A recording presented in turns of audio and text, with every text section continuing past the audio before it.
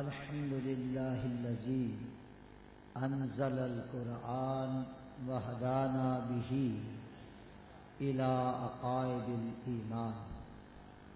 والصلاة والسلام على خير الأنام وعلى آله وأصحابه أجمعين أما بعد فأعوذ بالله من الشيطان الرجيم بسم الله الرحمن الرحيم وتوقروه وتوقروه وتسبحوه بكرة وأصيلا صدق الله مولانا العظيم۔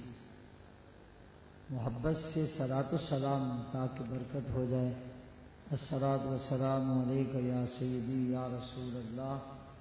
وعلی آلک واصحابک یا حبیب اللہ۔ حمد و صلات کے بعد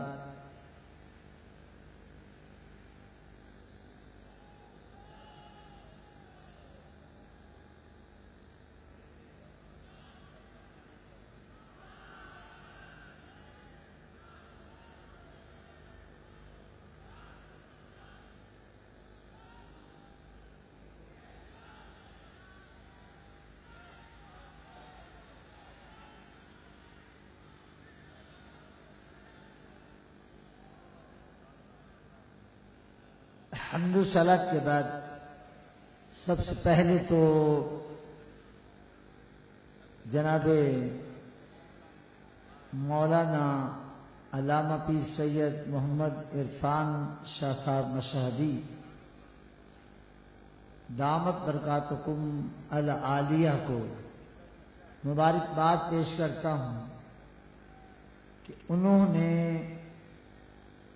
اس دور میں یہ ہمت فرما ہی لی،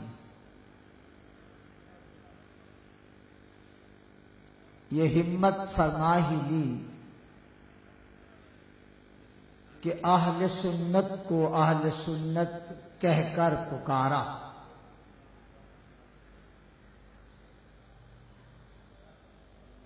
اور میں چند باتیں کرنا چاہتا ہوں۔ امام اہل سنت مجدد دین و ملت امام العلوم والفنون میرے آقا نعمت سیدی اعلی حضرت الشاہ امام احمد رضا خان قادری حنفی نور اللہ مرقدہ نے ایک مقام پر لکھا کہ اللہ تعالیٰ نے قرآن کریم میں اولاً ایمان کا ذکر کیا اور اس کے بعد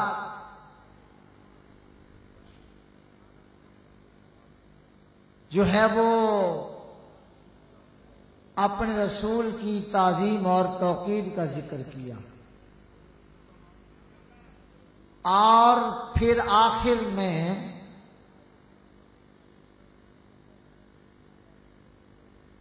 عبادت کا ذکر کیا، یعنی ایمان کو اول پر رکھا اور عبادات کو آخر پر رکھا،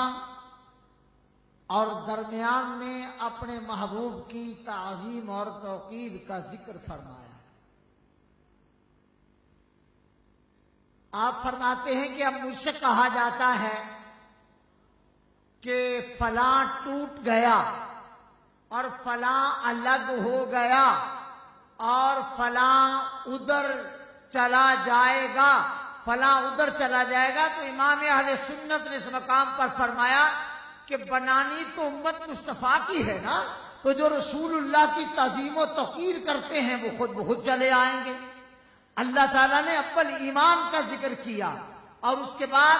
تعظیم و توقیر محمد مصطفیٰ کا ذکر کیا اور پھر اپنی عبادت کا ذکر کیا۔ سیدی فرماتے ہیں ایمان کو ذکر کر کے پھر عبادت کا ذکر نہ کیا بلکہ اپنے محبوب کی تعظیم اور توقیر کا ذکر کیا، پھر عبادت کا ذکر کیا، جس کا صاف مطلب یہ ہے اگر ایمان کا اعلان ہے اور عبادات بھی ہو رہی ہیں اور رسول اللہ کی تعظیم و توقیر سے منہ موڑا جا رہا ہے، یہ ادعائے ایمان قابل قبول نہیں ہے، یہ عبادات قابل قبول نہیں ہے۔ ہاں ایمان لائے پھر رسول اللہ کی تعظیم و توقیر کرے، تعظیم و توقیر رسول کے ساتھ اللہ کی عبادات کرے، اب اس کی عبادات مقبول ہوگی۔ اگر ایمان کا دعویٰ کیا، عبادات کر کر کے دکھائی جیسے رائیونڈی ٹولہ دکھاتا ہے، اور ہمارے بھی بعض لوگ یعنی ایمان کا اعلان کیا، ہم بھی مسلمان ہیں، سبحان اللہ، تمہارا مسلمان ہونا کیا کہنا، کبھی تم کہیں نظر آتے ہو، کبھی تم کہیں نظر آتے ہو، ہم تو جب نظر آتے ہیں در مصطفیٰ پہ ہی نظر آتے ہیں۔ بہت لوگوں نے مجھے دعوت دی اس دور میں، ہم چپ رہے، لیکن مجھے جب سید زادے کی دعوت آئی تو آ گیا اور اپنے احباب سے بھی کہا کہ تم بھی آ جانا۔ اب اندازہ فرمائیں کہ امام نے ہی اس کی غالباً مثال دی کسی مقام پر، فرماتے ہیں کہ سیپ ہوتا ہے نا، سیپ، تو وہ جب سمندر سے نکالا جاتا ہے تو اس کے اوپر دو خول ہوتے ہیں اور دونوں خولوں کے اندر جوہر نایاب ہوتا ہے، یعنی ایمان اور عبادات دو جوہر نایاب پر حفاظت کے خول ہیں، اور اندر تعظیم و توقیر مصطفیٰ اصلاً جان ایمان بھی ہے اور جان عبادات بھی ہے۔ جو ایمان کا اعلان و اظہار کرے اور دامن مصطفیٰ چھوڑے وہ بھی ہمارا نہیں، اور جو عبادات کرے اور ایمان کا اعلان کرے اور دامن مصطفیٰ چھوڑے وہ بھی ہمارا نہیں۔ ہمیں کسی کی کوئی پرواہ نہیں، کوئی راضی ہوتا ہے تو ہو، کوئی ناراض ہوتا ہے تو ہو،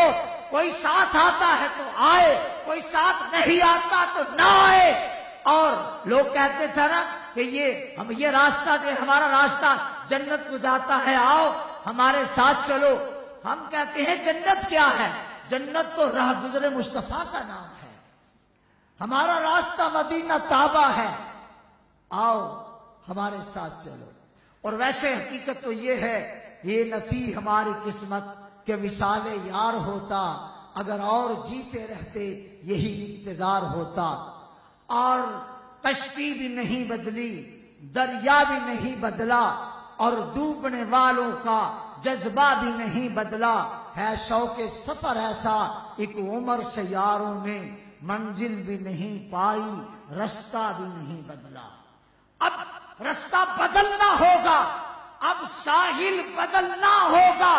انداز تفکر بدلنا ہوگا، انداز کلام بدلنا ہوگا۔ ہمیں پتا ہے جن لوگوں کو لالا کے لوگ سامنے کھڑا کر رہے ہیں ان کی اپنی حیثیت کیا ہے، نہ علم،